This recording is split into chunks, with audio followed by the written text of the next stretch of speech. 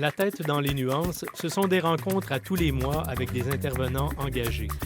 Mon nom est Robert Aubin. À chaque épisode, je vous transporte dans un jeu de changement de perspective sur des enjeux de société. Ce mois-ci, on se pose la question suivante. Peut-on réalistement mettre en place un autre modèle économique que celui basé sur l'exploitation des ressources limitées? Plongeons ensemble, tête première dans les nuances. Ici Robert Aubin qui vous souhaite la bienvenue à cet autre épisode de La tête dans les nuances et qui vous remercie d'être fidèle à notre rendez-vous mois après mois. Vous avez d'ailleurs été nombreux ces dernières semaines à me témoigner de votre appréciation de l'émission. Soyez certains que je transmets l'ensemble de vos commentaires à l'équipe qui rend possible cette émission. Le mois de novembre, vous le savez, c'est le mois qui est consacré à l'économie sociale. Lors de notre première saison, nous avions traité directement ce sujet qui est l'économie sociale. L'an dernier, nous avions abordé le sujet de l'équité fiscale. Et il nous est apparu important de revenir en mode économie, je dirais, pour traiter de ce changement qui semble s'opérer, en tout cas c'est ce qu'on tentera de voir, au moment de l'économie, peut-être dû à un certain nombre de phénomènes, l'inflation n'y échappant pas, mais bien sûr aussi à de nouveaux courants qui tentent de nous faire consommer de façon différente. Enfin, c'est l'ensemble des questions que l'on tentera d'aborder aujourd'hui parce que il y a bien sûr le jour de la Terre, il y a la crise climatique, il y a la pandémie, il y a l'inflation. Et ça semble avoir changé notre rapport à l'argent et notre rapport au monde du travail. Alors, de la simplicité volontaire à la déconsommation, en passant par un rapport au travail largement modifié, une lutte de plus en plus évidente semble être amorcée entre une croissance économique à tout prix et une économie responsable, peut-être un petit peu difficile à définir. Alors aujourd'hui, nous tenterons donc de répondre à la question suivante. Y a-t-il un prix à payer pour vivre dans une société où l'on consomme moins et où l'on souhaite travailler moins? Et pour m'aider à y voir plus clair sur cette question un peu large, je vous présente les porteurs de nuances qui se joignent à nous. Tout d'abord, je vous présente M. Yves-Marie Abraham, qui est détenteur d'un doctorat en philosophie des HEC de Paris et d'un diplôme d'études approfondies en sociologie de l'École des hautes études en sciences sociales de Paris. Il est professeur au HEC de Montréal où il enseigne la sociologie de l'économie et mène des études sur la décroissance, justement. On lui doit de nombreuses publications, dont, entre autres, Décroissance versus développement durable, débat pour la suite du monde, qui est publié en 2011, et son tout dernier, j'imagine, Guérir du mal de l'infini, publié en 2019, pour ne citer que ceux-là. Notre trio se complète aussi avec M. Damien Algat, à qui je souhaite aussi la bienvenue, qui est professeur en marketing à l'Université du Québec à Chicoutimi, issu d'un parcours tout économique du diplôme d'études universitaires générales de l'Université Pierre Mendès en France. Il est aussi détenteur d'une maîtrise, un magistère en sciences de la gestion obtenu chez IAE France, École universitaire de management, et s'ensuivent ensuite MBA de l'UQAM, études doctorales en administration et au HEC, PhD en administration de l'UQAM. Bref, la liste est longue et ça vous donne une bonne idée de la compétence de nos porteurs de nuances aujourd'hui. Il est aussi blogueur et auteur. Vous pouvez donc le lire sur libredeconsommer.com ou bien vous pouvez lire avec plaisir La consommation ou les noces de l'unité, les noces de l'humanité, vais-je le dire, de l'humanité et du marché, son tout dernier essai. Finalement, le trio se complète avec M. Frédéric Lorrain, qui est professeur en économie à l'Université du Québec à Trois-Rivières et chercheur à l'Institut de recherche sur les PME. Vous l'avez probablement déjà vu comme analyste économique, puisqu'il est présent dans de très nombreux médias chez nous. Il a une maîtrise en sciences de la gestion des HEC de Montréal et un doctorat en sciences économiques, certificat de second cycle en études européennes. Encore une fois, un curriculum fort chargé et fort impressionnant. C'est probablement, pour nous de Trois-Rivières, un exemple patent d'un professeur universitaire impliqué largement dans sa communauté. On aura d'ailleurs l'occasion d'en parler plus avant dans le tête-à-tête que nous réaliserons avec lui. Messieurs, merci d'avoir accepté l'invitation. C'est un plaisir de vous recevoir sur notre plateau. Et on y va de ce pas sur le sujet qui nous préoccupe. Je commencerai avec vous, M. Abraham, et en vous posant la question suivante. Devant l'échec, enfin, c'est une opinion, mais devant l'échec d'un modèle économique qui nous promettait le bonheur par la consommation, bien, est-il réaliste de penser que la croissance économique à tout prix ça peut se poursuivre? Ou bien est-ce qu'on doit penser à un nouveau mode économique puisque les ressources sont limitées, elles, et on le constate de plus en plus?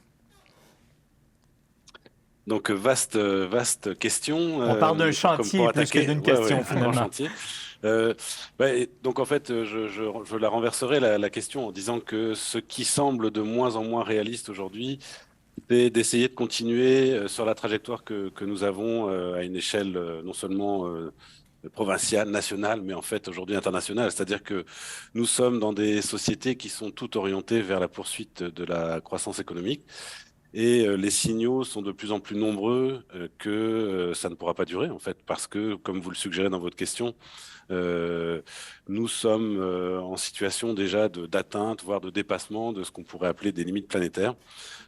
Pour prendre un exemple qui est sans doute le plus cité aujourd'hui par les chercheurs, c'est cette étude. Cette étude suédoise, je crois, enfin, en tout cas, c'est le chercheur qui dirige l'équipe multidisciplinaire est suédois, Monsieur Rockström, donc sur les limites planétaires. Euh, Cette étude donc a consisté à essayer d'identifier 9 limites planétaires qu'il ne faudrait pas franchir, dépasser, pour maintenir les conditions d'habitabilité de la planète que nous avons connues, vous et moi, en arrivant ici-bas. Alors évidemment, c'est discutable, hein, ce choix de limite, mais bon, ils ont essayé de cerner peut-être les points les plus Mhm. cruciaux, parmi lesquels le climat, mais le climat n'est malheureusement qu'une partie du problème. Il y a bien d'autres problèmes, notamment la biodiversité, mais notamment des choses beaucoup plus obscures comme le cycle de l'azote ou du phosphore qui sont absolument essentiels à la vie. On en est aujourd'hui, en fait, d'après eux, alors là aussi c'est discutable, il faut quantifier tout ça, bon, mais d'après eux, d'après cette étude, on en est aujourd'hui à 6 limites sur 9 qui seraient dépassées, en fait.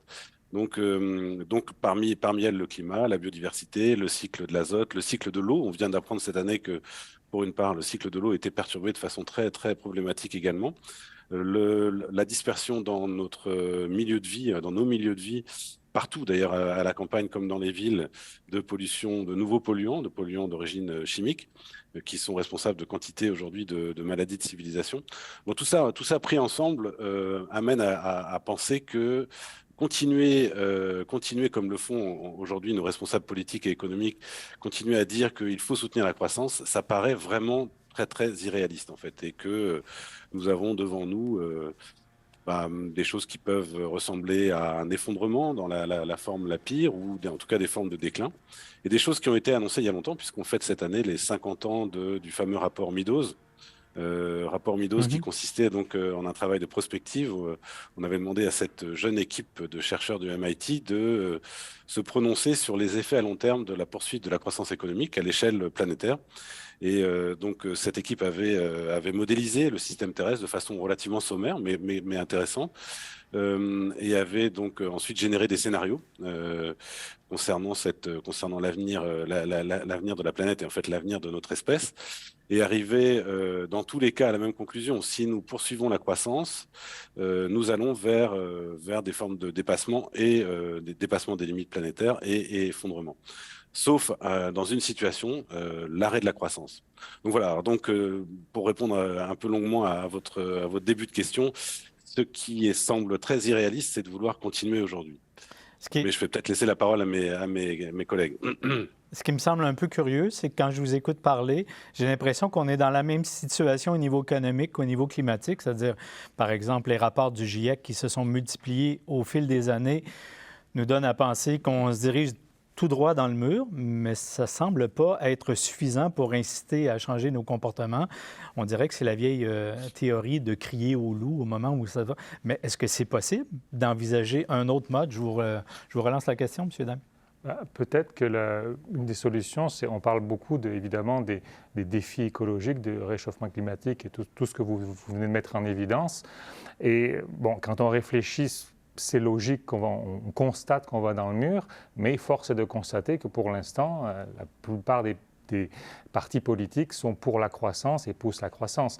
Donc pour l'instant, on est un peu dans une impasse. Alors peut-être que plutôt que de mettre en avant les problèmes de l'économie sur l'écologie, c'est peut-être aussi de montrer que cette croissance économique ne bénéficie même pas à ceux auxquels elle est censée bénéficier, c'est-à-dire les classes moyennes des pays industrialisés.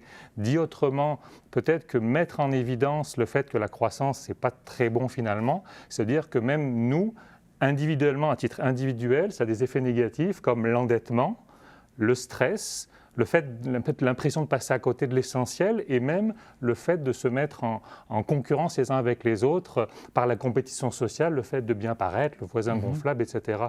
Donc peut-être on parle peut-être trop d'écologie et le problème, il est réel, il est évident, mais peut-être que pour arriver à se convaincre de l'importance de peut-être moins consommer et éventuellement d'aller vers la décroissance, peut-être ça serait plus intéressant de penser en termes que finalement consommer toujours plus n'a pas d'effet positif sur notre vie quotidienne et notre bien-être. Donc c'est un peu le paradoxe de tout ce discours écologique qui est...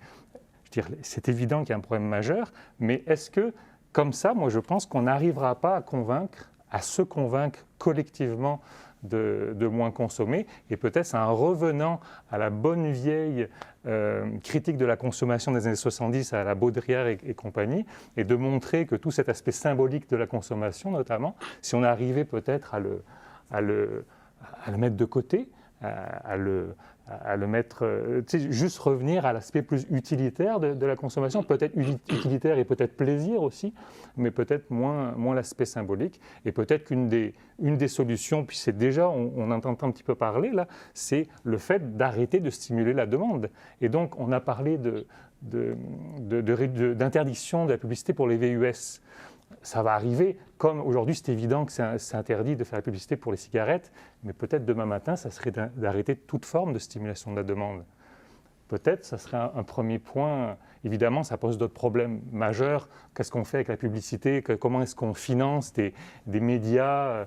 Comment est-ce qu'on finance des activités caritatives, sportives, etc. Donc ça pose toutes sortes d'autres problèmes, parce que la publicité a quand même acquis ses lettres de noblesse en finançant des activités utiles.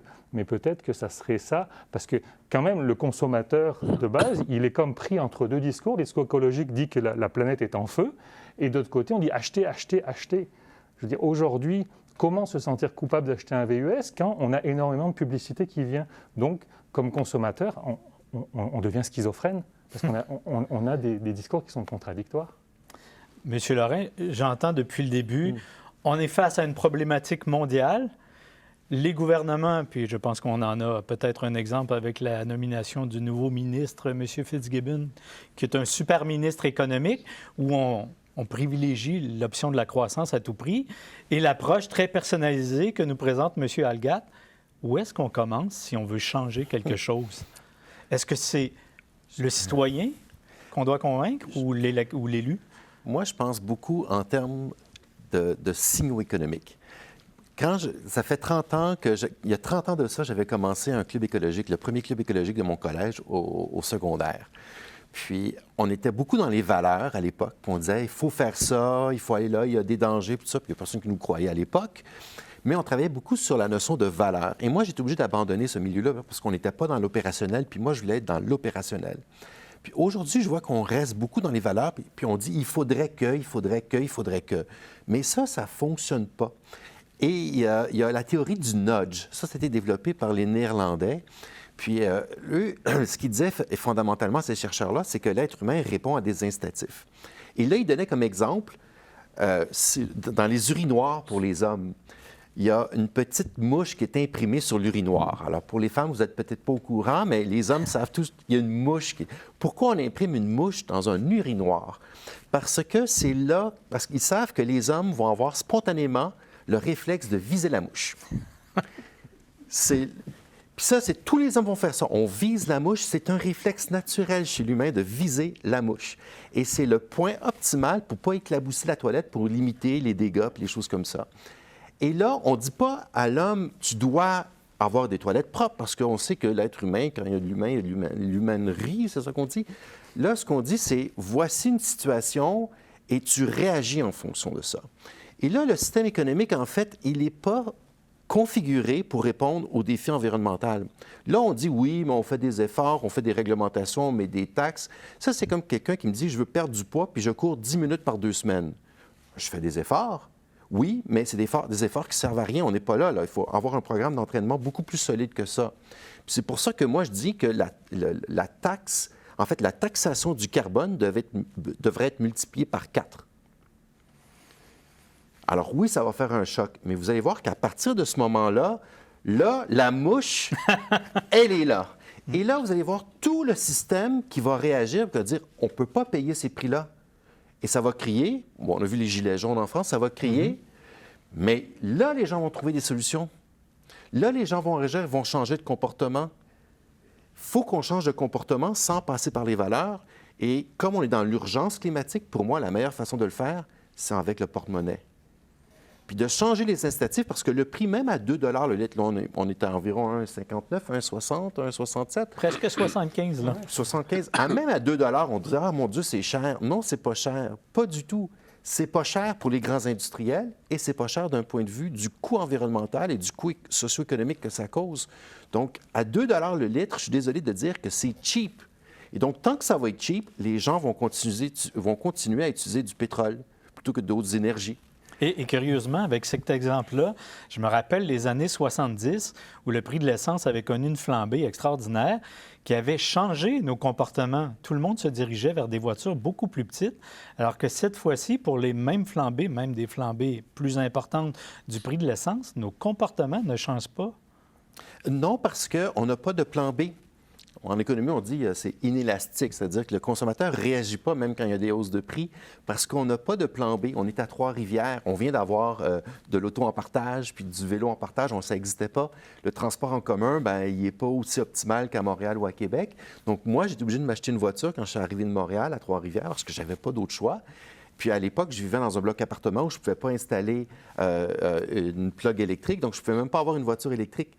Donc c'est sûr que si on m'aurait dit le choix, bien, je suis obligé de rester au pétrole, même si on hausse les prix. Mais à partir de certains moments donnés, moi, je vais vouloir déménager pour aller dans un endroit où je peux avoir une borne électrique. Et les gens vont commencer à réaliser que tous les entrepreneurs de la Terre vont dire, bon, bien, je vois des opportunités d'affaires à développer des choses alternatives parce que maintenant, je vois clairement le signal économique. Eux vont voir la demande pour des plans B au pétrole, à d'autres formes d'énergie. Je vais voir un plan B à, par exemple, fabriquer du plastique parce que le plastique, c'est un dérivé du pétrole. Et donc, si on taxe suffisamment le pétrole, on va taxer les plastiques. Et là, on va dire, bon, bien, plutôt que d'aller chercher le pétrole puis faire du plastique, on va chercher du plastique puis en faire du plastique. Moi, ça me choque quand on ne peut pas recycler certaines formes de plastique en 2022. C'est inconcevable pour moi. Et je ne me rappelle pas l'année exactement où ce concept-là est arrivé, mais je vous pose la question, M. Algat. Il y a eu tout le concept du développement durable qui est arrivé dans le discours. Je ne suis pas certain qu'il soit arrivé dans la pratique, mais il est arrivé dans le discours. Et on nous disait, le développement durable, c'est répondre aux besoins du présent sans altérer les besoins des générations futures. Et ça s'appuyait sur 3 piliers qui étaient le social, l'économie et l'environnement. C'est apparu à tous les néophytes qui ne sont pas des spécialistes la voie d'accès. Est-ce que ce modèle-là, on peut dire aujourd'hui que ça n'a pas fonctionné ou bien c'est une approche de marketing qui nous a bien servi peut-être, mais dont on n'est pas allé au bout de ce que ça proposait? L'économique, le social et le... C'est quoi le troisième? Économie, sociale, environnement. Je pense au social. L'économie sociale et l'environnement, pour moi, c'est 3 logiques qui sont différentes. Alors, cette idée-là, c'est un peu une illusion ou une chimère. L'économie, par la façon dont elle fonctionne actuellement, c'est la croissance. Ça ne fonctionne que par la croissance. Et même, on parle d'écologie depuis tout à l'heure, c'est vraiment ce qui nous préoccupe et c'est pressant. Mais ce qu'on sait, c'est qu'environ depuis les années 70, le bien-être subjectif, le bien-être matériel subjectif dans les pays riches n'a pas augmenté. Donc, et les PIB ont environ doublé dans les pays riches. Donc, le PIB a doublé, le bien-être subjectif n'a pas augmenté. Donc la logique économique nous fait consommer plus, mais ça ne nous apporte pas plus de bien-être.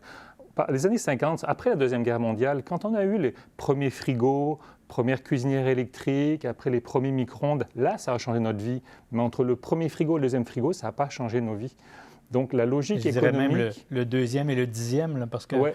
nos premiers frigos, on les gardait 15 ans, alors qu'aujourd'hui... C'est la question de ce qu'on appelle l'obsolescence programmée. On devrait dire la réduction intentionnelle de la durée de vie des produits, qui est la logique même, le principal du marketing, en fait, qui est tiré par l'innovation notamment. On innove, on met des nouveaux produits sur le marché pour donner plus envie aux gens d'acheter, ou on s'organise pour qu'ils durent moins longtemps. Mais cette logique-là a fait en sorte que les gens veulent acheter toujours plus. Et donc, on fait acheter plus aux gens alors qu'on n'a pas besoin de plus. Pour ça, quand je dis d'interdire la publicité, la stimulation de la demande, on n'a pas besoin de plus. Mais la logique économique, c'est de nous faire consommer plus pour la croissance. Donc, ça a sa logique propre qui est presque... qui est très difficile à faire changer. Ça prendrait une révolution. Et la logique écologique, évidemment, c'est une évidence, je pense, pour beaucoup de gens, ça ne va pas ensemble puisque les ressources sont finies. Et même la logique sociale, on n'a pas besoin de tous ces gadgets qui changent tous les 2 ans ou tous les 6 mois pour plus vivre. Donc, c'est des logiques qui sont complètement différentes, qui sont antinomiques. Donc, l'idée même de pouvoir arriver à rentrer cette logique-là ensemble, qu'on continue à croître économiquement, s'enrichir tout en préservant la planète, tout en ayant une meilleure qualité de vie, c'est une chimère, c'est impossible. Donc, on s'est fait croire que c'était possible, alors que ça ne l'est pas. Donc, en fait, pour moi, même quand on parle de décroissance, pour moi, ce n'est pas nécessairement un objectif, ce serait une conséquence d'une consommation logique. Et même, nonobstant, même si on met de côté les questions environnementales, si on voulait vivre mieux, moins stressé, moins endetté et plus se consacrer à des choses plus enrichissantes, on consommerait moins. Et logiquement, il pourrait y avoir de la décroissance par la suite. Mais le défi que je nous lance comme société, c'est d'arrêter de stimuler la demande. Ce serait intéressant de le voir. Dans un monde sans publicité, je pense que les gens vont continuer à aller s'acheter des vêtements et la nourriture et des choses. Et là, ça serait intellectuellement très intéressant de voir quels sont les besoins innés, les besoins vraiment importants que l'on a et les plus importants. Et si le prix pour ça, c'est une décroissance économique, eh bien peut-être qu'on vivrait mieux, mais avec moins de... Puis là, c'est une question, et puis je renvoie à mes collègues plus économistes, c'est la définition même de la valeur, parce que c'est le problème, et je pense que c'est pour ça qu'on met la bourse du carbone, on met de la valeur à des choses qui polluent, mais l'air pur... par la fonderie Horn en Abitibi, l'air pur, malheureusement, ça n'a pas de valeur économique, mais c'est une valeur extraordinaire. L'eau au Québec... Ça a une valeur économique. Allez-y, oui, précisez alors. Oui, en fait, c'est ce qu'on appelle, en économie, je ne veux pas sortir des grands termes, mais des externalités négatives, c'est-à-dire que les maisons qui sont autour de la fonderie perdent de leur valeur économique à cause de la pollution. Et donc, ce n'est pas la fonderie en tant que telle qui paie pour ça, mais elle génère quand même cette conséquence-là. Donc, on pourrait dire, c'est comme si l'utilisation de l'atmosphère, de l'air, était un intrant dans sa production. Donc, on a besoin de fer, de nickel, on a besoin de travail, d'énergie pour fabriquer, mais on a besoin aussi de l'air parce que c'est notre dépotoir. Donc, il faudrait qu'on lui donne un prix pour l'utilisation de l'atmosphère pour l'inciter à réduire sa quantité de nickel, plutôt que de mettre la réglementation en plus pour pouvoir être sûr qu'on obtienne ce qu'on veut, mais donc de voir que ce qu'elle fait a des conséquences, un coût économique pour d'autres personnes, et qu'on doit l'externalité, l'internaliser en lui disant « tu dois payer pour utiliser l'atmosphère », ce qui va être un incitatif économique pour trouver la technologie où on va être sous les 3 mg de nickel, où je pense, parce que les technologies existent, mais... Elle se dit, moi, je ne veux pas acheter l'industrie nous dit qu'elles n'existent pas. Oui, mais alors, ça prend un entrepreneur qui développe cette technologie-là, mais tant que l'entreprise n'est pas forcée en termes de réglementaire ou en termes économiques d'utiliser une autre technologie, elle va prendre la technologie la moins chère, mais qui est la moins performante en termes environnementaux. Donc, si la technologie n'existe pas, mais qu'on force toutes les entreprises à respecter une réglementation, ça crée une demande pour un entrepreneur de développer une technologie qui est propre.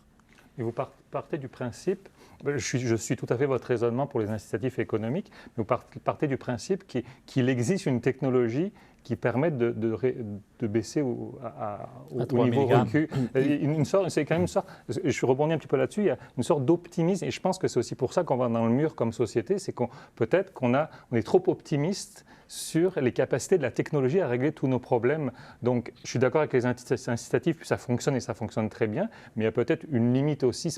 Évidemment, il n'y a pas de solution miracle, c'est une des solutions, mais il y a ce côté, on pense, et c'est je pense pour ça qu'on va dans le mur, dans le fond de nous, puisque depuis le siècle des Lumières, les pays occidentaux se sont développés sur le développement de la technologie, je pense qu'on a une sorte d'optimisme par rapport à la technologie. Je pense qu'inconsciemment, il y a beaucoup de gens qui se disent la technologie elle va nous sauver. Oui, on va dans le mur, mais même juste avant le mur, juste avant de le frapper ou juste avant la technologie. Et je pense qu'on surestime le pouvoir de la technologie. Monsieur Abraham, sur ce concept de développement durable, est-ce qu'on est face à un concept dépassé ou bien... Oui, l'idée de décroissance, en fait, elle émerge contre l'idée de développement durable. Le développement durable, donc officiellement, son lancement, c'est 1987 et le fameux précision. rapport Brundtland. Mais qu'on peut voir historiquement comme une réponse justement à des critiques que Damien évoquait tout à l'heure. En fait, on a eu dans les années 60 et 70 en Occident des critiques très radicales en fait de la société de consommation qui étaient très proches de l'idée de décroissance. Et tout se passe comme si finalement les autorités politiques et économiques de nos pays avaient réagi avec le développement durable en disant écoutez, on entend votre inquiétude, on reconnaît qu'il y a un problème écologique, mais on va trouver finalement la solution. Hein, on va trouver, alors je sais pas, appelons-le le mouton à 5 pattes, la quadrature du cercle. Enfin, c'est ce que Damien essaie d'expliquer. On va faire le développement durable, c'est-à-dire on va finalement faire exister en synergie à la fois le respect des limites biophysiques planétaires, la croissance économique et la justice sociale.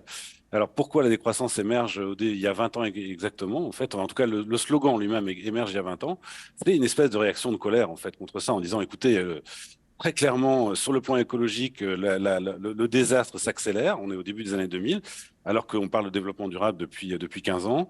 Et sur le plan social, ça ne s'améliore pas non plus. Donc, il faut arrêter de se raconter des histoires, ça ne marche pas. D'où cette espèce de mot provocateur, en fait, qui est le mot décroissance au départ. Alors maintenant, on en est 20 ans plus tard, on a réfléchi, mais au départ, c'est vraiment balancé un peu comme un geste de colère contre ce discours, donc, qui rejoint ce que disait Damien. J'ajouterais à l'appui aussi de ce que disait Damien qu'un des arguments forts, et je le rejoins là-dessus, c'est très difficile d'amener l'argument écologique comme finalement une bonne raison de changer aujourd'hui, surtout quand on habite un pays très riche comme le nôtre, où justement, je dirais, l'essentiel des externalités négatives de cette croissance, on arrive à les faire payer soit aux générations futures, alors c'est bien, elles ne sont pas là pour râler, donc ça c'est l'idéal, on pèle par en avant, soit sur nos marges en fait, soit sur les périphéries, donc dans les pays du Sud, ou dans notre Sud à nous qui est le Nord, quand on prend ce que subissent aujourd'hui les Inuits par exemple, qui eux, ils subissent de manière très concrète les effets du réchauffement climatique et de la pollution chimique dans l'eau. Donc pour l'instant, c'est vrai que nous, dans les métropoles, on est à l'abri. Donc c'est vrai que c'est pas un argument qui touche. Donc je rejoins complètement Damien. Un argument qui peut toucher, c'est celui que Damien évoquait, et on peut là mobiliser des chiffres qui ont d'ailleurs été produits par des économistes, qui montrent que jusqu'à un certain seuil de PIB par habitant, effectivement, il y avait corrélation entre hausse du PIB et amélioration du bien-être, qu'on le mesure de manière subjective ou de manière objective, par exemple, avec l'espérance de vie. Or, en fait, cette corrélation, elle a disparu à partir d'un certain niveau de PIB qu'on a dépassé partout en Occident. Il n'y en a plus. Aujourd'hui, alors sur l'espérance de vie, c'est typique, hein, on peut avoir des différences énormes de PIB par habitant, comme c'est le cas par exemple entre les États-Unis et le Portugal, c'est l'exemple que j'ai en tête. L'espérance de vie des Portugais est bien plus élevée que celle des Américains. Alors, donc là, en fait, dire qu'il faut soutenir la croissance parce que c'est un facteur de bien-être, aujourd'hui en Occident, c'est vraiment faux. Donc non seulement ça pose un problème écologique, mais sur la question du bien-être, c'est pas le cas.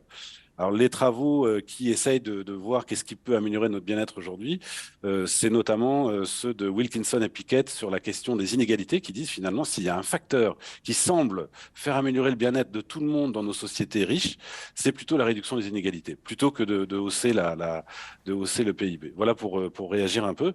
Je rajouterais peut-être aussi une chose autour de et là encore, je suis d'accord avec Damien. Je dirais que cette course à la croissance, c'est pas juste une mauvaise idée, c'est pas une idée qu'on aurait dans la tête dont il suffirait de se libérer et puis on passerait à autre chose. C'est finalement devenu une espèce de nécessité du fonctionnement même de nos sociétés, en fait. C'est ça la difficulté, c'est que s'il n'y a pas de croissance, on sait ce que ça donne. C'est du chômage de masse, des gens qui voient leurs conditions d'existence décliner. c'est le trésor public qui finalement s'appauvrit, donc un État qui devient moins capable de distribuer des services publics, etc. Donc en fait, on est dépendant de la croissance dans nos sociétés, comme une bagnole à moteur thermique aujourd'hui est dépendante de l'essence. Donc en fait, si on veut sortir de là, effectivement, c'est excessivement difficile. Alors, les deux solutions, donc Monsieur Laurin en évoque une, c'est plutôt une solution pas forcément autoritaire, mais on va avoir une autorité qui va essayer d'orienter le comportement des gens, notamment en jouant sur le système des prix. C'est pas la solution qu'on privilégierait en général du côté de la décroissance. Ça, on considère que c'est une solution qui reste expertocratique. On laisse le pouvoir aux experts de nous dire dans quel sens il faut aller, qu'est-ce qu'il faut faire, etc. Et donc, c'est pas sûr que quand les contraintes qu'on a mis en place disparaissent, que les comportements vont suivre, en fait. Donc, nous parions plutôt, pari certes très optimiste, mais sur des logiques d'autolimitation. C'est-à-dire qu'on pense, un peu comme le fait aussi Damien, que en fait, les humains seraient pas du tout intrinsèquement désireux de consommer toujours plus. Qu'effectivement, ça va, ça commence à bien faire, et que si on leur donnait la possibilité aujourd'hui de choisir vraiment comment ils veulent vivre, c'est pas sûr qu'ils continueraient. En tout cas, si on en croit les débuts du capitalisme, un mot qu'on n'a pas encore utilisé, mais qui est pourtant au cœur du débat, on constate que une des grandes difficultés qu'a eu le capitalisme pour se mettre en place, que les capitalistes ont rencontré en essayant de lancer cette dynamique, ça a été précisément qu'ils ont eu affaire à des salariés qui n'avaient pas envie d'accumuler eux-mêmes. Donc il a fallu vraiment forcer pour qu'ils jouent le jeu, de travailler plus, etc., pour ensuite pouvoir consommer plus, etc. Donc voilà, pour poser un peu les termes du débat, je dirais deux grandes logiques. Plutôt l'autolimitation ou l'expertocratie. De mon côté, c'est plutôt du côté de l'autolimitation que je parierais. Merci. J'aimerais faire peut-être rebondir sur cette réduction des écarts d'inégalité en matière économique et se poser la question, parce qu'on pose, et je vous pose la question, M. Laurin, en premier, on pose de plus en plus la problématique de ce qu'on appelle le revenu viable digne, qui nous permet de vivre dignement. Mais est-ce que c'est un revenu viable qui nous permet de vivre dignement dans le système que l'on décrit depuis le début de cette émission? Ou bien c'est celui qu'on voudrait établir sur un nouveau mode de vie? Et comment on l'aborde? Est-ce qu'on l'aborde par le revenu citoyen de base? Est-ce qu'on l'aborde par... il y a eu toutes sortes le revenu viable, le revenu citoyen, le salaire minimum, l'ensemble de ça. Comment on fait pour que les citoyens aient un revenu viable digne de ce nom et sur quel modèle? La question est large. Est-ce qu'il y a un changement de paradigme à mettre en place? Parce que si on veut un salaire viable dans le mode de consommation qu'on a actuellement, on contribue d'une certaine façon à ce régime de croissance économique qui connaît ses finitudes. En fait, c'est une question très complexe. Je ne suis pas un expert des théories sur les inégalités, égalités économiques, là, parce qu'il y a des gens qui étudient ça. Mais ce qu'on voit de plus en plus, d'abord, j'ai fait des recherches sur ce que les jeunes veulent par rapport au marché du travail. Puis ce qui est fabuleux, c'est que quand on leur pose la question très rapidement, dans quel genre d'organisation vous voulez travailler, le salaire arrive très rapidement au départ. Mais aussitôt qu'on gratte, c'est parce que le salaire, c'est sûr qu'on va répondre ça, parce que c'est toujours le premier critère pour choisir une organisation, c'est comme spontané. Et on l'a appris comme ça. Oui, on l'a appris comme ça. Mais quand on gratte, puis on veut vraiment savoir qu'est-ce qu'ils veulent, en fait, ils ne nous parlent pas vraiment de salaire. Le salaire, ils sont prêts à sacrifier du salaire pour avoir de la qualité de vie. Pour avoir de l'épanouissement personnel. Et l'épanouissement personnel peut se faire dans le milieu de travail, c'est-à-dire avoir des défis professionnels, avoir des promotions, avoir une bonne qualité avec les collègues, ou ça peut se faire en dehors, par exemple, être dans une association sans but lucratif, ou avoir un band de musique, ou faire de la compétition sportive, ou des choses comme ça, ce qui exige de la flexibilité du temps de travail. Donc, ce qu'on appelle la rémunération intangible, qui n'est pas liée au salaire, qui n'est pas liée à l'argent, ça devient excessivement important chez les jeunes. Puis je pense qu'il y a effectivement chez les jeunes l'idée que la qualité de vie va passer avant l'augmentation des salaires. Et là, vous me ramenez à ma question de départ. Parce que si on donne plus d'intérêt à notre qualité de vie, ça veut dire qu'en termes d'heures, on risque de travailler moins que les générations qui nous ont précédés. Oui, pas nécessairement, parce que ce qu'on voit depuis, disons, une centaine d'années, c'est que le secteur des services représente 70 de l'économie aujourd'hui. Pourquoi c'est comme ça? Parce que le secteur manufacturier fait des gains de productivité. Un gain de productivité, c'est pouvoir produire les mêmes quantités avec moins de ressources. Et d'un point de vue environnemental, c'est exactement ce qu'on veut. 80 de la croissance économique depuis les années 1800 vient des gains de productivité et non pas de l'augmentation des ressources. C'est ça qu'on veut. On ne veut pas augmenter les ressources parce qu'on sait que les ressources sont limitées. Mais ce que ça a permis de faire, ça a permis de libérer de l'activité économique. Les gens avaient de l'argent parce qu'il y avait des gains de productivité. Puis ils se disent, mais qu'est-ce qu'on va faire avec l'argent? On va aller chercher des services. Donc, on voyage plus souvent, on va avoir plus d'art et de culture. Et ça, c'est tout documenté. Et donc là, les services consomment du carbone, mais consomment beaucoup moins que le secteur manufacturier, dépendamment des secteurs. Et donc, on va plutôt dans une croissance qui est en valeur plutôt qu'en quantité. Parce que si demain matin, on dit, bon, ben très bien, on abolit le pétrole, décision technocratique, moi, comme professeur d'université, mon salaire reste le même. Mais là, je vais être obligé de faire d'autres choix. Et donc là, c'est là qu'est la liberté de choix du consommateur. Plutôt que de l'obliger à faire quelque chose, lui dire, bien, soit que tu fais le choix A, mais tu vas payer très cher. Ce n'est pas le choix qu'on veut que tu fasses, mais tu peux le faire. Ou tu vas chercher le choix B, qui coûte moins cher. Donc, moi, j'en reviens toujours aux signaux économiques pour pouvoir obtenir des comportements dans l'urgence, très rapidement, qui vont pouvoir au moins solutionner à court terme le problème le plus grave, qui est celui du réchauffement de la planète. Ces jeunes qui veulent de la qualité de vie, j'y crois tout à fait. Par contre, eux, ils arrivent dans une société où tous les messages commerciaux publicitaires disent « ta vie va être réussie si tu achètes telle voiture, tel appareil électronique, tel vêtement, telle marque, tel ci, tel ça ».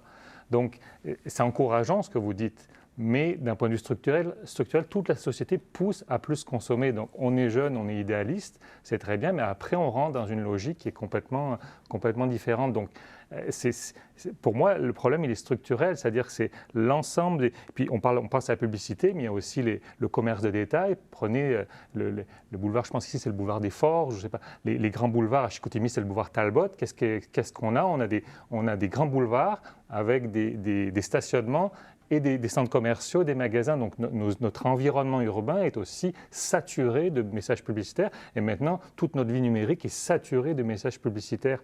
Donc, tout le temps, on est bombardé par ces messages-là. Donc, même si, dans le fond, nous, on voudrait autre chose, mais la société nous amène à plus consommer. Et pour moi, les besoins, et puis ça, c'est un point aveugle de l'économie. Pour les économistes, les besoins sont des données. Pour moi, les besoins ne sont pas des données, les besoins sont socialement construits, où on a quelques besoins de masse, de base qu'on pourrait ramener, entre autres, à la pyramide de Maslow, mais ils sont peu nombreux et largement indéterminés. Or, la société de consommation nous dit quoi? Ton besoin d'estime, achète-toi une BMW. C'est donc la société de consommation, publicité, fait le lien entre un besoin réel profond et un produit qui est censé y répondre. Donc chacune des aspirations de la société, chacune des aspirations des humains, eh ben, les produits de consommation y répondent. Donc ils prennent tout l'espace et c'est par tout ce bruit qui est fait, ces messages assourdissants qui font qu'on arrive à passer à côté de l'essentiel. Donc au départ, on peut considérer que les humains, effectivement, n'ont pas ce besoin de consommer et que ce serait une constante anthropologique de dire que les gens, ils veulent juste entrer en relation avec les autres, développer leurs habiletés et pas dévier tout ça. En fait, ce que le marketing arrive à faire, c'est à dévier tous ces besoins fondamentaux des gens et de les amener vers des produits de consommation et rendre important quelque chose qui ne l'est pas. Donc là, il y a vraiment un problème majeur. En même temps, c'est encourageant ce que vous me dites que les jeunes, ils pensent comme ça, et puis je le crois, mais en même temps, on est organisé comme société à les pousser dans une direction, et c'est quelque chose d'irrésistible. Le discours écologiste, il est inaudible à côté du discours commercial. Le discours acheter des VES, il est 1000 fois plus fort que le discours on abîme la planète. Les forces sont inégales, on est David contre Goliath, on n'y arrivera jamais. Si on ne fait pas taire les messages commerciaux, on n'y arrivera jamais. Il faut une révolution anthropologique, c'est-à-dire de revenir à quelque chose de avant la société de consommation. Comme disait Yves-Marie, effectivement, c'est pas, il a fallu fabriquer des consommateurs. Les gens ne sont pas normalement des consommateurs et on les fait devenir des consommateurs. Aujourd'hui, des travailleurs, des consommateurs et de performer dans leur vie aussi bien comme consommateurs que comme travailleurs. Donc, le fond de la personne ne veut pas consommer, mais tout nous pousse, c'est irrésistible. Et si vous voulez moins consommer, vous allez avoir le regard des autres. Si vous avez une vieille voiture rouillée, c'est quoi? Vous êtes pauvre, vous êtes radin, vous ne savez pas vous faire plaisir, vous êtes rabat-joie. C'est quand même, donc le coût, une des questions que vous vous posiez, je pense un peu plus tôt, c'est c'est quoi le coût, le fait de moins consommer et moins travailler. Ben, moins travailler, on est une société, justement, c'est les deux revers de la médaille. On est obsédé par le travail, il faut qu'on travaille toujours plus, puis on travaille tous beaucoup, puis on est fier de travailler beaucoup. Mais ça va avec le fait de consommer beaucoup. Et moins travailler, c'est avoir l'air d'être paresseux. Moins consommer, c'est être pauvre, pas avoir réussi, être pas bon, avoir mauvais goût, etc. Donc le coût à moins consommer, le coût à moins travailler, dans la société dans laquelle on vit, il est élevé. Et les pressions sont toujours extrêmement élevées. Donc on est vraiment dans une impasse, je ne veux pas dire une impasse, je veux pas mais c'est quelque chose qui est fortement verrouillé et qu'il est très difficile de déverrouiller malgré les arguments et l'évidence. On veut, ce que disait Yves-Marie tout à l'heure, le fait d'externaliser, bon, dans d'autres pays, surtout quand tu es dans une ville, tu le vois encore moins, effectivement, comme il y a 50% des gens qui sont urbains maintenant, je pense, de cet ordre-là, dans les pays industrialisés. Donc on pousse les problèmes plus loin. Donc la plupart des gens, dans le quotidien, ils voient juste les délices de la consommation, le plaisir d'être dans son VUS qui est gros, confortable, qui a plein de gadgets, etc. Et sans voir le reste. Puis de toute façon, tout le monde le fait. C'est légal d'acheter ces produits-là. Non seulement c'est légal, mais en plus la publicité nous incite à le faire. Tu sais, c'est différent du cannabis. Le cannabis, c'est légal, mais il n'y a pas de publicité. Donc bon, on pourrait faire la morale à quelqu'un de dire tu prends du cannabis ou du tabac. Mais dans la société actuelle, on ne peut pas faire la morale à quelqu'un d'acheter un VUS. Tout nous pousse à le faire. C'est bon pour l'économie. C'est fort intéressant de vous entendre, mais ça me pose la question. Vous êtes quand même professeur en marketing dans une université et vous tenez un discours qui est plutôt proche de la critique de notre marketing. Comment vous conciliez les deux? On aura le temps d'y revenir dans le tête-à-tête, mais quand même, rapidement, vous vivez cette dualité-là au quotidien? Oui, effectivement, des fois, des étudiants sont surpris, mais je crois qu'on peut leur enseigner le marketing qui est, en fait, au départ, il y a deux parties. Il y a la partie simplement répondre, créer des produits, des services qui répondent aux besoins des gens. Donc ça, c'est très bien. Et la deuxième partie, c'est stimuler la demande. Alors, il y a toute une partie du marketing qui est de créer des produits pour répondre aux besoins des gens, qui est pas critiquable. On veut pas. Dans l'ex-URSS, il y avait des produits de très mauvaise qualité qui ne répondaient pas aux besoins des gens. Il y avait des voitures, les Trabants dans l'Europe, dans l'Allemagne de l'Est, qui n'avaient même pas de chauffage dedans. Enfin, c'était horrible. Donc, on veut quand même des produits et des services performants, mais c'est tout l'aspect stimulation de la demande que je critique. Et on peut stimuler une autre demande, si je comprends bien aussi. Évidemment, on peut utiliser les outils, les connaissances du marketing pour faire changer les gens à consommer moins, mais ça, ce n'est pas le monde commercial qui pourra le faire. Monsieur Abraham, vous vouliez ajouter? D'abord, effectivement, je connaissais le travail déjà de Damien, mais c'est un plaisir d'entendre un professeur de marketing faire la critique, effectivement, de certaines pratiques de marketing qui sont essentielles, puisque cette croissance dont nos sociétés sont dépendantes, on sait aujourd'hui qu'elle est très largement soutenue par la consommation. Donc, c'est crucial. Effectivement, tout tient aujourd'hui sur cette consommation. Donc, et de fait, là, j'insiste, sans croissance, nos sociétés tombent, nos sociétés telles qu'elles existent aujourd'hui. Et c'est pour ça aussi, d'ailleurs, que de tous côtés, il y aura des résistances très fortes à des mesures proposées comme celle de Frédéric. L'effet gilet jaune, c'est bien ça. C'est-à-dire qu'on a donc une augmentation du prix pour essayer de faire changer un comportement d'achat par rapport à de l'essence. Ça fragilise des gens qui sont déjà très fragiles. Ça met le feu aux poudres à la France. Macron a failli perdre la tête quasiment. Enfin bon, j'exagère un peu, mais je fantasme. Mais voilà. Mais si on fait, non, mais si on fait ce que dit Frédéric, si on multiplie par 4, par exemple, le prix de l'essence, c'est ce qui va se passer. Parce qu'effectivement, aujourd'hui, c'est pas un choix de conduire ou pas conduire. En fait, aujourd'hui, nos sociétés sont dépendantes de la croissance. Elles sont dépendantes aussi d'un certain nombre de techniques comme l'automobile. Donc, on est coincé. Alors, c'est là où on revient sur la phrase, le mot qu'a utilisé Damien plusieurs fois. C'est la révolution. C'est-à-dire que je ne vois pas effectivement comment se sortir de là sans provoquer une révolution. Alors, le mot donne froid dans le dos parce qu'on a été élevé avec le récit de la révolution soviétique, etc., ou de la Révolution française. Oui, mais au Québec, on a la Révolution tranquille. Mais c'est ça, heureusement. Donc, on a un exemple. Mais on pourrait dire aussi que c'est une révolution inachevée, justement parce qu'on a un pays qui a voulu, un peuple qui a voulu être maître chez lui, mais qui reste dominé par le capitalisme international, qui reste donc, il est pas complètement maître chez lui. Il faut aller plus loin.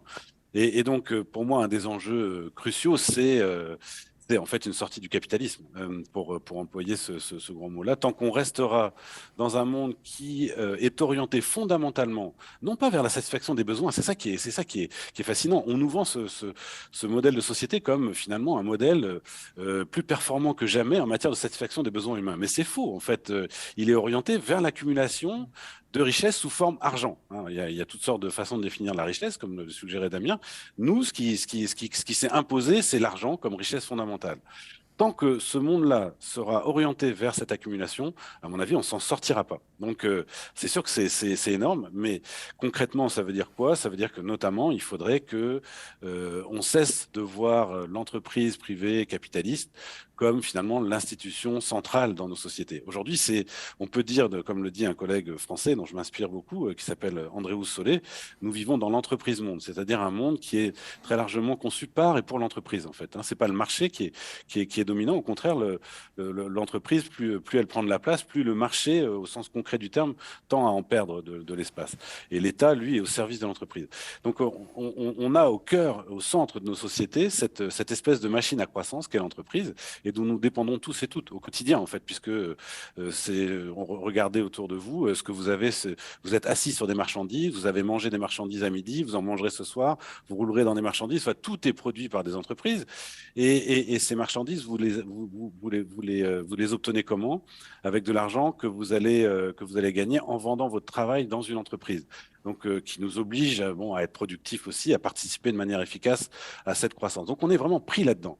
Tant qu'on ne sortira pas de cette domination de l'entreprise capitaliste sur nos vies, à mon avis, on ne s'en sortira pas. Donc, d'où l'importance de penser des façons de vivre ensemble qui soient libérées de l'entreprise. Alors, on peut faire des distinctions entre la grande et la petite entreprise. Il faudrait détailler un peu le propos, mais je donne la direction générale. Marie fait un point important sur la satisfaction. Effectivement, on considère que, en fait, l'idéologie libérale, c'est de dire que comme les entreprises sont en concurrence sur des marchés, elles n'ont pas le choix de satisfaire le consommateur. Ça, pour moi, c'est plus de l'ordre de l'idéologie, mais c'est tellement ancré qu'on est sûr que l'entreprise privée est efficace sur les marchés. Or, le but de toute entreprise privée, l'unique but, c'est d'enrichir les actionnaires. Et la satisfaction des consommateurs n'est un moyen éventuel et pas nécessaire. Pensez aux des entreprises, je sais pas, dans l'aviation, etc. Il y a beaucoup d'entreprises ou même des télécommunications où l'insatisfaction des consommateurs est chronique, puis les entreprises prospèrent quand même, effectivement. Donc, on pense que c'est le seul moyen de satisfaire nos besoins et que c'est un moyen optimal. Mais il y a d'autres moyens de répondre aux besoins, effectivement. Mais on est vraiment, je pense que ça fait tellement longtemps qu'on est dans une logique d'économie libérale qu'on est comme pris avec cette idée que les entreprises n'ont pas d'autre choix que de nous satisfaire. Oui, allez-y. Je vais juste peut-être te faire l'avocat du diable un peu. Allez-y, j'allais dire justement que... À l'Institut de recherche les PME, on travaille constamment avec les PME, on les enquête, on leur pose des questions. Puis au Québec, je ne sais pas ailleurs dans le monde, au Québec, la majorité des PME n'ont pas pour objectif de maximiser le profit. C'est 2 objectifs qu'ils ont. Un, parce qu'ils sont fiers de leurs produits. Ils ont découvert quelque chose, c'est un inventeur, un ingénieur, fiers de leur produit, puis ils veulent que le produit soit connu parce qu'ils en sont fiers. 2, avoir un impact sur la société. 3, juste garder les ouvriers. Tant qu'ils ne sont pas dans perte, garder les ouvriers, puis être son propre patron. Et c'est d'autant plus vrai avec les pénuries de main-d'œuvre où la croissance est plus possible. La croissance n'est plus possible. Les chefs d'entreprise refusent actuellement des contrats en très, très grand nombre. Mm-hmm. Mais ils repensent les choses, c'est un grand changement de paradigme, ils repensent les choses autrement. Et les plus grands problèmes environnementaux viennent en fait d'une minorité de sociétés, les sociétés en la bourse, parce que là, c'est des actionnaires anonymes qui sont là. Les très grandes entreprises multinationales, ça représente au Québec environ 19 % de l'emploi, puis peut-être moins de 5 % des entreprises. Donc, ce que ça veut dire, puis l'économie québécoise repose sur la PME, celle de la Mauricie et du centre du Québec en particulier. C'est plus la grande entreprise qui nous fait vivre. Donc, il y a des moyens de travailler. Encore une fois, là, ce que je dis aux entreprises qui sont prêtes avec des problèmes de main-d'œuvre, qui disent, mais on refuse des contrats. Je dis, bien, refusez des contrats. Prenez ceux qui vont vous donner le plus de valeur. Travaillez en valeur plutôt qu'en quantité, parce que, de toute façon, il y a une contrainte qui est les pénuries de main-d'œuvre. Si on pouvait racheter une contrainte sur les ressources en général, parce que c'est les ressources qu'il faut arrêter de consommer parce qu'on a une terre limitée, bien, on rajouterait encore des contraintes supplémentaires, mais il y a des produits qui sont excessivement utiles. Et j'en reviens à mon optimisme devant les nouvelles technologies. Si on reprend mon analogie là, de la personne qui veut perdre du poids, elle peut dire, bon, ben, je vais faire 10 minutes d'exercice par 2 semaines, puis après ça, je prendrai des pilules magiques, puis je me mettrai le truc qu'on met autour de l'estomac avec de l'électricité, là, puis ça va me sauver. Mais évidemment que ça, on sait que ça ne fonctionne pas. Ma prémisse de base, c'est de dire, au départ, on multiplie par 4 le prix du pétrole. Et c'est quelque chose qu'on n'a jamais fait. On n'a pas encore fait l'effort. Et là, on va voir que les choses vont se rétablir.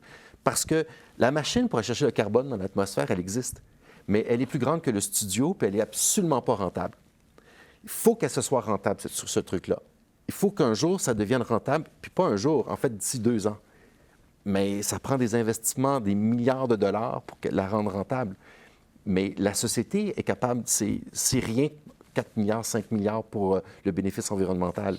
Mais pour un entrepreneur, surtout si c'est des chercheurs d'université qui ne sont pas bons en commercialisation, qui ne sont pas bons comme entrepreneurs, il faut avoir quelque chose pour venir leur dire « on va vous donner de l'aide pour développer cette machine qui peut sauver l'humanité ».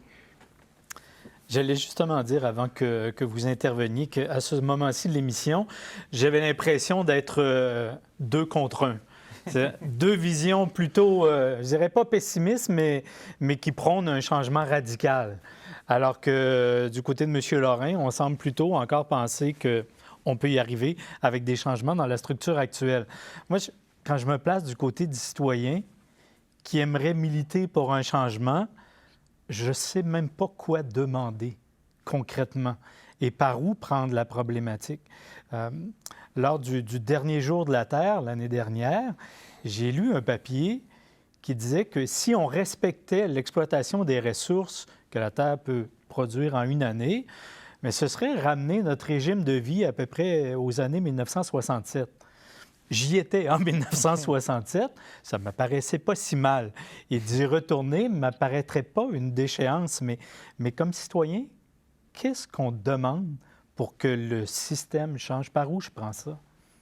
Quelqu'un veut se lancer et me proposer un axe d'action? Si je peux me permettre, moi, c'est ma plus grande préoccupation. Là, je m'imagine, là, si M. Legault, M. Trudeau me téléphone demain matin, il dit, bon, bien, Frédéric, j'apprends qu'on a 2 ans pour solutionner les problèmes de réchauffement de la planète.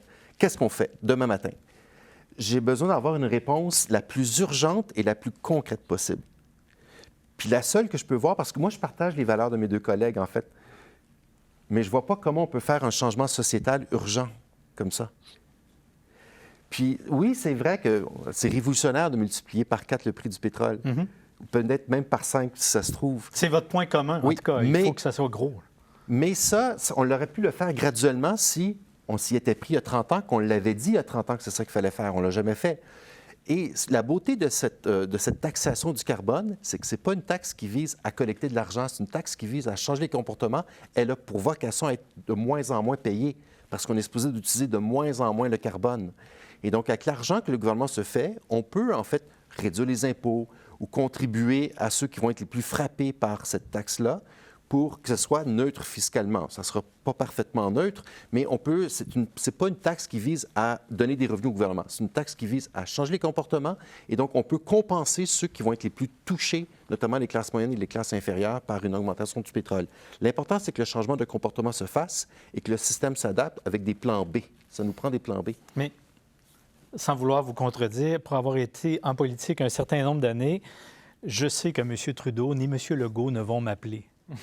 Et je sais que même s'ils m'appelaient, ils seraient plus ou moins sensibles à mes arguments, que je les ai ou pas. Mais tous les politiciens que j'ai connus sont très sensibles à l'opinion publique. Et quand l'opinion publique se manifeste, on parle des Gilets jaunes, on les a cités 2-3 fois dans l'émission, parce que ça marque les esprits et ça marque aussi les décisions des gouvernements. Et c'est ça le sens de ma question. Si les citoyens veulent faire force de frappe pour changer, on commence où et on demande quoi? C'est parce que les citoyens sont dans une logique, une mentalité justement de consommateurs dans laquelle on les a mis, qui n'est pas naturelle. Là, je reviens à ce que disait Yves-Marie, qui n'est pas naturelle. Et donc, Ça, c'est extrêmement difficile parce que justement, arrêter la publicité, c'est une des choses, puis changer notre environnement commercial parce que la stimulation de la demande, c'est pas juste la publicité, c'est aussi les beaux magasins. Bon, est-ce qu'on voudrait des magasins comme en Union soviétique? Peut-être pas, là, mais c'est au départ. Donc, les gens ne peuvent pas demander ça si le système économique construise leurs besoins sont là, ils pensent que ça provient de leur fort intérieur. On pense tous que nos besoins, on juge les besoins, souvent critiquer la consommation, ça revient à critiquer la consommation des autres. Donc les autres, ils font telle chose, ils mangent de la viande, ils prennent l'avion, etc. Puis on critique la consommation des autres. Mais on a tellement l'impression que nos envies de consommer viennent de l'intérieur, que c'est quelque chose d'intime, qu'effectivement, si on dit on revient en 67, c'est sûr qu'il ne faut surtout pas le dire comme ça. Là c'est sûr, ça absolument aucune... Il faut être beaucoup plus subtil, mais justement, c'est là que je vois un blocage. Je ne sais pas si Barry a une solution pour votre question qui est énorme, justement, parce qu'il y a un blocage, parce que le discours commercial est tel, et puis si on voulait faire taire, en tout cas, essayer de calmer le discours commercial, ça prendrait une intervention politique vigoureuse, mais pour cette intervention politique vigoureuse, comme vous disiez, ça prendrait l'opinion publique, mais l'opinion publique est sous la coupe, si vous voulez, du discours commercial. Donc, je ne sais pas si Marie a une solution ou M. Laurent, mais il y a un blocage. Vous mettez le doigt sur une sorte de blocage. Donc, les belles idées qu'on développe, comment est-ce que ça peut atteindre... Monsieur Abraham, je vous laisse le mot de la fin. Vous avez une minute pour nous sauver. Facile. Merci pour le beau cadeau que vous me faites. Moi, c'est la question que me posent mes étudiants à la fin du cours que je donne sur la décroissance. Qu'est-ce que je fais? Moi, ma réponse était un peu toujours la même. Il faut faire de la politique. Et il y a de multiples façons d'en faire de la politique. Faire de la politique, c'est se mêler de l'organisation de notre vie collective.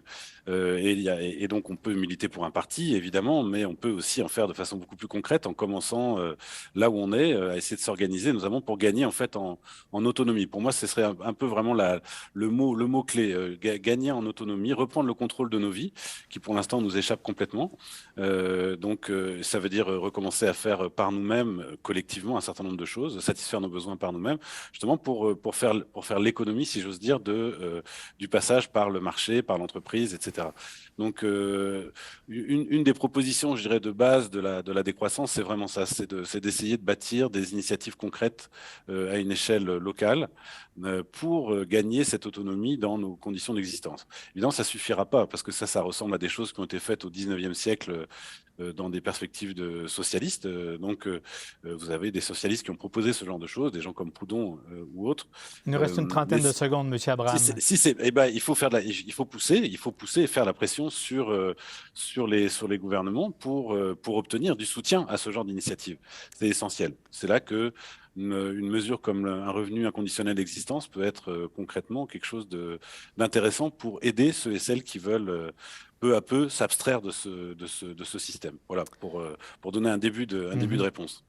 Merci. Je ne pensais pas qu'on allait solutionner la problématique aujourd'hui, mais d'y avoir réfléchi, c'est certainement le premier pas pour un passage à l'action qui, je l'espère, sera rapide parce que les délais courent. Merci infiniment, messieurs, d'avoir été avec nous aujourd'hui. C'était un réel plaisir, cette discussion. J'espère que ça vous a plu et que ça vous aura inspiré. Je remercie Christina Monfette-Fortin qui a réuni ce panel de feu qui nous a permis de réfléchir à cette question. Merci à la Gazette de la Mauricie, à NO TV qui rendent possible cette série d'émissions de La tête dans les nuances.